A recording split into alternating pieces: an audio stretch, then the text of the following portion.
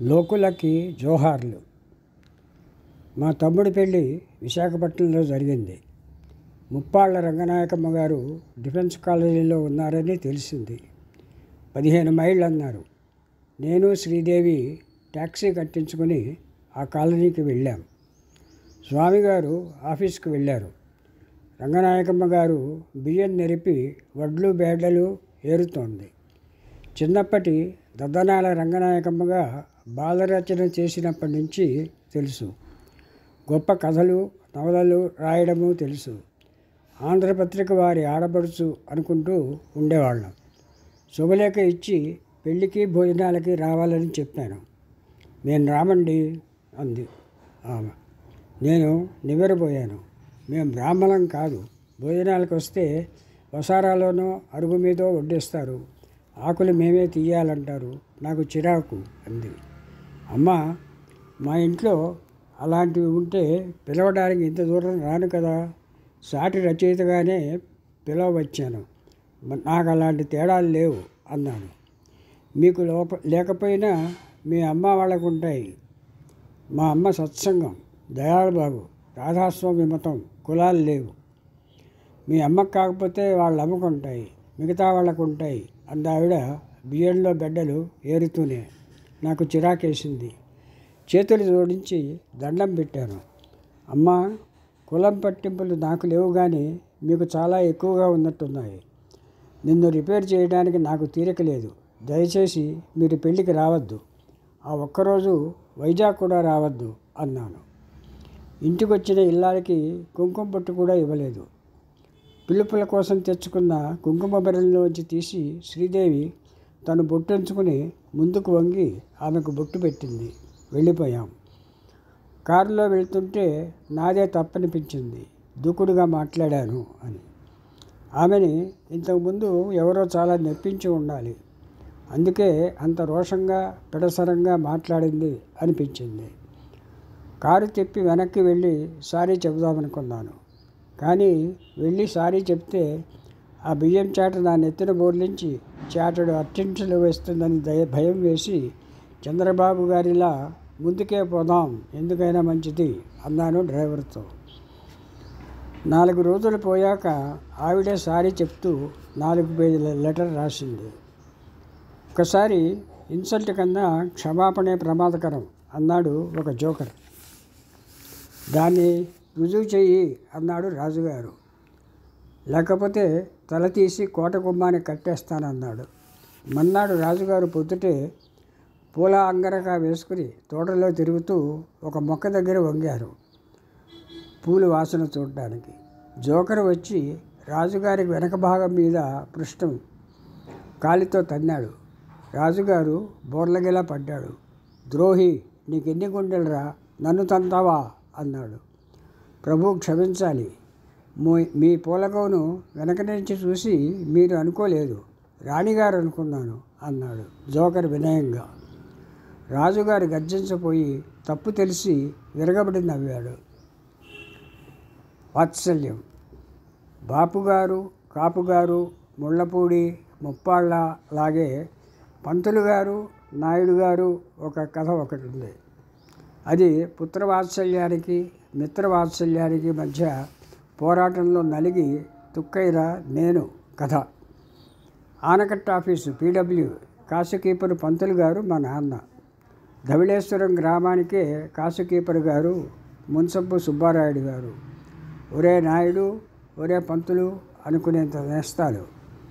నాయుడు గారికి మా నాన్న ఎంత పాటి నేస్తమో నాకు తెలియదు, కానీ నాయుడు గారు మాత్రం మా నాన్నకి చాలా ఉగ్ర నేస్తం. నేను మీకు ఫ్రెండ్ అయినా మీరు నాకు ఫ్రెండ్గా ఉండాలని లేదు, దేనికదే అన్నారు ఒకసారి మా ఫ్రెండు అక్కినేని నాగేశ్వరరావు గారు. 2-3 అమ్మలు, 5-6 బామ్మలు, ఒక పెక్కపెత్తం మాస్టారు, ఒక ఎర్రగ్గిపుల్ల కలిపి వేషం వేసుకు వచ్చిన బుర్రమీసాల బూచాడు నాయుడు గారు. ఎర్రగ్గిపుల్ల అంటే పోలీసు. ఆ రోజుల్లో పోలీసులు ఖాకీ నిక్కరు, కబ్బా, నెత్తి మీద అడుగున్నర ఎత్తున ఎర్ర టోపీ, జీలుగు బెండు మీద ఎర్ర రంగు పెట్టుకునేవారు. అప్పుడు అగ్గిపెట్టెల్లో కూడా మామూలుగా 2-3 సార్లు గీస్తే వెలిగే నల్లగ్గి పుల్లలు కాకుండా ఒక్కసారి ముట్టిస్తే భగ్గున మండే ఎర్రగ్గి పుల్లలు ఉండేవి. ఆ పుల్లలకి చివర ఉండేది భాస్వరంట. అది పోలిక. అందువల్ల అదిగో ఎర్రగ్గి పుల్ల అంటే పోలీసు వస్తున్నాడు అని. నాయుడు గారు జానుడి పొడుగు చుట్ట నోట్లో పెట్టుకుంటే పంతులు గారు అగ్గిపెట్టెతో 2 సార్లు గీసి అగ్గిపుల్ల వెలిగిస్తే 2-3 పుల్లల దాకా నాయుడు గారి చుట్ట వెలిగేది కాదు. నేను కాళ్ళెత్తి పొడుగ్గా నిలబడి చూసేవాడిని. అదే పంతులు గారి చుట్టకి నాయుడు గారు ఎర్రగ్గిపుల్ల గీస్తే ఒక్కసారిగా వెలికి చుట్ట అంటుకునేదాకా మంట నిలిచేది. నాన్న నాన్న నాయుడు గారిది ఎర్రగ్గిపుల్ల అని ఓసారి అరిచాను. గాడిద, నీకు నాయుడునేనా, పెదనాన్న అని పిలు అని ఒక ముట్టికాయ వేశారు. ఒక్కోసారి పిలికి మణికతో, ఒక్కోసారి చేపకర్ర పొన్నుతో కొట్టేవారు నెత్తి మీద. మా నాన్న ఆతరంగా చెయ్యి అడ్డుపడితే ఆయనకి తగిలేది. హాయ్ అని గడ్డించేవాడు నాయుడు గారు. ఇదంతా ప్రేమే. ఆ పాటి మాకు ఉంది ప్రేమ, మాకు సత్రకాయలు ఉన్నాడు, కాస్త భయం చెప్పాలా అనేవాడు. అంత ప్రేమ వెలికిపోతూ ఉంటే అదే ఆడి కంచంలో దుమ్ము కొట్టకు, దాన ధర్మాలు ఆపేయి అన్నాడు. మా నాన్న తెల్లబోయి చూసి తల దించుకున్నారు. మా ఇంట్లో మా అమ్మమ్మ చిట్టమ్మ గారు రాంపాదల రేవులో గోదావరి పడవల వాళ్ళకి మా ఇంటి నిండా చుట్టాలకి ముప్పొట్టులా వండి వార్చేస్తున్నారని, మా నాన్నకి సరిగ్గా తిండి పెట్టకుండా మలబల మార్చేస్తున్నారని రొస్టు పెట్టేవాడు. అప్పులు చేయించి ముంచేస్తున్నారని, మేము అడుక్కు తింటున్నామని శాపనార్థాలు పెట్టేవాడు. అప్పుడప్పుడు వచ్చే మా చిన్నమ్మలాగా కోమటి విశ్వనాథం కొట్లో ప్రామిసరీ నోట్లు రాసి అప్పులు చేసి ఆ బెంగతోనే పంతులకి ఈ సుస్తే అని, అందుకే అస్తమానం భజగోవిందం పాడుకుంటూ ఉంటాడని మా గుమ్మంలో నుంచుని గావు కేకలు పెట్టేవాడు. పంతులు, ఈ ఆడంగాళ్ళ నోళ్ళకేం కానీ కూడుని తెచ్చారు, తిను బేగేరా అని అరిచేవాడు.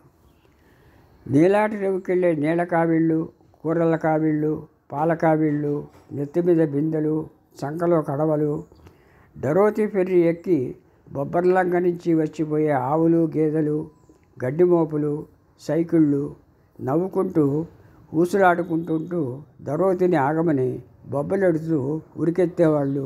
గోలగోలగా ఉండేది. అందుకని మా అమ్మమ్మ గడప లోపలే నించుని ఇంకా గట్టిగా అరిచి నాయుడు గారిని చివాట్లు పెట్టేది. ఒరే నాయుడు గారు, పరగడుపునే ఏమిటిరా గోల, నువ్వు మా అల్లుడి చేత మత్స్యమాంసాలు మింగించాలని, మా కులం చెరచాలని కుట్ర చేస్తున్నావు. అది నేను, ఆ భద్రాద్రిరావుడు చచ్చినా పడనివ్వం అని అరిచి మెటికలు విరిచేది. సర్లే చిట్టమ్మ, ఆ భద్రాద్రిరావుడు బ్రాహ్మడే కాదు, మా కులపోడే, కాకపోతే రాజులు, మేం ఒకటి అని గట్టిగా నవ్వేవాడు నాయుడు గారు. ఓరిని ఇంట కోడి గాల్చా, ఒకటి కాదు 2 గాల్చాలని దీవించు, కొంపలో చుట్టాలు దిగారు. ఒరే అభి, ఏమిట్రా ఆకతాయి కూతలు, మా అమ్మానితో చెప్పి నాయుడు గారి భార్య బరంపురం ఆడపడుచు, మా అమ్మమ్మ పుట్టింటి వారి పక్కనేనట, నీ చెమడ లెక్క తీయిచ్చేస్తా జాగ్రత్త, పెద్ద మౌతాడున్న మొగాడు, మా చిట్టమ్మ తడాకా నీకు తెలీదు అంటూ లోపలికి వెళ్ళిపోయేది అమ్మమ్మ. నేను లోపలే ఉండి చూసేవాడిని. మా అమ్మమ్మ లోపలికి వెళ్ళేదాకా మా నాన్న చాలాసేపు అంగీ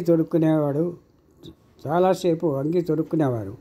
అప్పుడు బయటికి వెళ్తుంటే మా అమ్మమ్మ నన్ను ముందుకు తోసేవారు. నేను మా నాన్న చేయి పట్టుకుని గుమ్మం దాటేవాళ్ళం. ఈడెందుకయ్యా సత్రకాయగాడు, ఎన్నిసార్లు చెప్పాలా అని గద్దించేవాడు నాయుడు గారు. ఆయన వద్దన్నా అమ్మ పంపేది.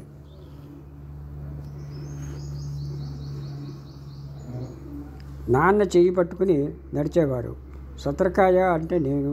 మా నాన్న చేపలు తినకుండా గస్తీకి.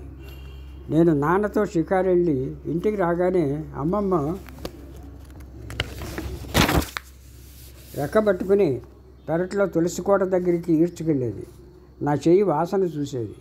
నా చేతిని తన గుండె మీద పెట్టి ఒట్టేసి చెప్పమనేది.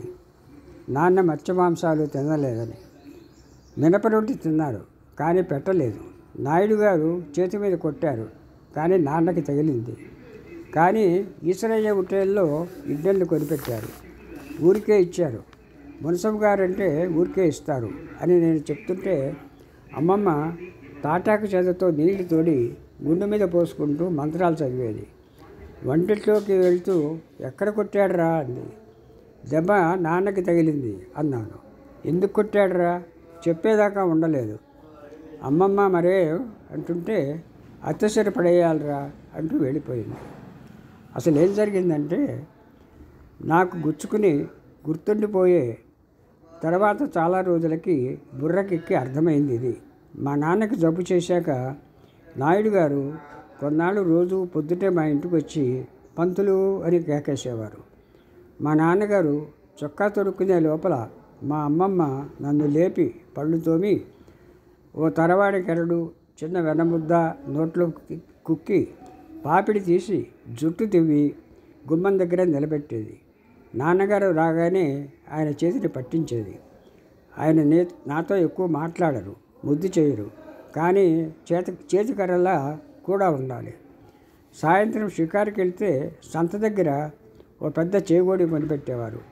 అది చేతికిచ్చి సంత దాటి సామర్లవారి మేడ మహానటుడు ఎస్వి రంగారావు దాటి అమ్మోరి గుడి దాటి ఏటిగట్టుకు తీసుకెళ్ళేవారు. అక్కడ కూర్చుని ఆయన భజగోవిందం పాడుకోవడం, నేను గోదావరిలో పడవలు నావలు చూస్తూ మెల్లిగా చేగోడి నమలడం, పడమట పొద్దుకుంకుతుండగా ఇంటికి చేరేవాళ్ళం. మున్సబ్ గారిది మార్నింగ్ షికారు. ఆయన వెంట ఒక మరచెంబు చిక్కం పట్టుకుని పాలేరు. ఒక్కోసారి మా చాకలి తలుపులు, ఇంకోసారి ఆఫీసు బంట్రోజు చింతాలు. పంతులు, నాయుడు, నేను 4 అడుగులు వేసి రాంపాదల రేవు దగ్గర ఆగి డరోతని చూసి ఏటిగట్టు ఎక్కి ఆనకట్టకేసి వెళ్ళేవాళ్ళం. ఆనకట్ట మూల మీద కాటన్ లాంచి కట్టేసి ఉండేది. అవును, కట్టిన ఆంధ్రుల అన్నదాత ఆ కాటన్ గారే. స్టీమర్కి యువతల ఇస్టారియా లాంచ్ విక్టోరియా ఉండేది.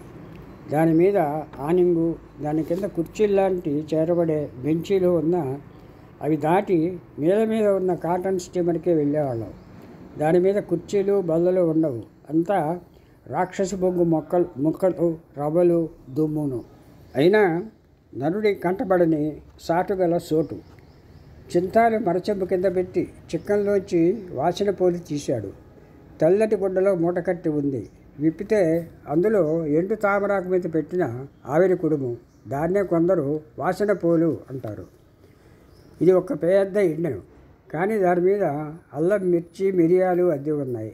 ఒక చిన్న అరిటాకు ముక్కలో వెన్నముద్ద, ఆకు బోర్లించి దాని కుడుముకు పూశాడు. దాన్ని నాన్నకిచ్చి కాస్త ఎడంగా నిలబడ్డాడు. లాగించు, ఇది నీకోసం నిన్న రాత్రి పోసి ఊరబెట్టాం. సలవ, ఒంటికి సత్తువ, నీకు చాలా మంచిదని మా అమ్మగారు చెప్పింది. ఒక బండలని తింటే 40 రోజులు, ఏనుగంత బలమంట. కానీ ఎండపొడ మీద పడరాదు అన్నాడు నాయుడు గారు. నాన్న నిలబడే కళ్ళు మూసుకుని ఏవో మంత్రాలు చదువుకుంటున్నారు. నాయుడు గారు ఒక్క అడుగు వెనక్కి వెళ్ళి చుట్ట వెలిగించారు. నేను ఆశగా పెద్ద ఇడ్లీకేసి చూస్తున్నాను. నాన్న ఒక్క ముక్క తిన్నారు. అటే చూస్తున్న నాకు ఓ ముక్క పెట్టబోయారు. అందుకోవడానికి చేయి జాస్తున్నాను. రే అని కేక. అడలిపోయి చూశాను. అంతలో పట్టుమని టెంకిచిల్ల. నాయుడు గారు నన్ను రెక్కపట్టుకుని తన వైపుకి లాక్కున్నారు. సశేషం. మిగతా భాగం రేపు.